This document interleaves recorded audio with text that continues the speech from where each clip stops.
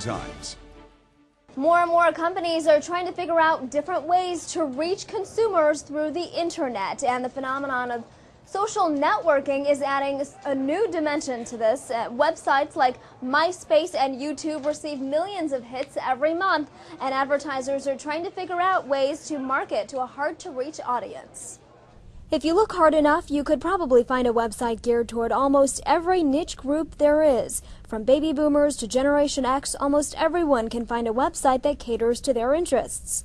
It's human behavior has always gotten together and interacted socially, and now online's reflecting that, and there's more and more tools out there and sites to do that, so of course it's going to grow because people like to interact, they like to socialize. 55 million people visit MySpace every month, and 20 million people visit YouTube in 1 month. With a wide range of people visiting those websites, advertisers are now trying to figure out if there's a way to reach those groups. There's some things that are perfect for it. A new record coming out, a new movie coming out, a new TV show, the entertainment industry, that'd be a perfect place to advertise.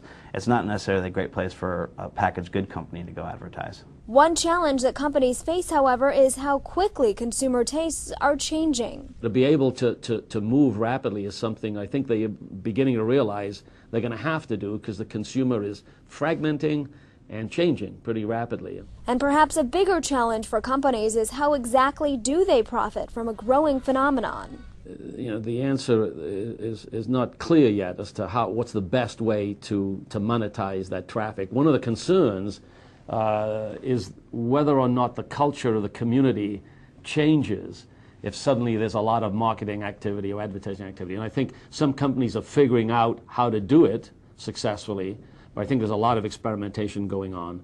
And while companies are trying to figure out how to target those audiences, the internet companies are certainly buying these social networking websites.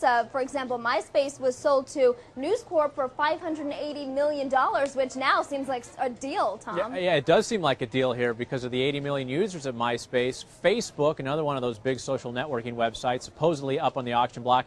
What's the talk here, Bijal? Yahoo may want to buy it. $1 billion is the price tag that we've heard. Exactly, $1 billion. Yeah, absolutely. And speaking of $1 billion, you know, Google and YouTube, although not necessarily a social networking website, a $1.6 billion deal that we mentioned earlier in the week.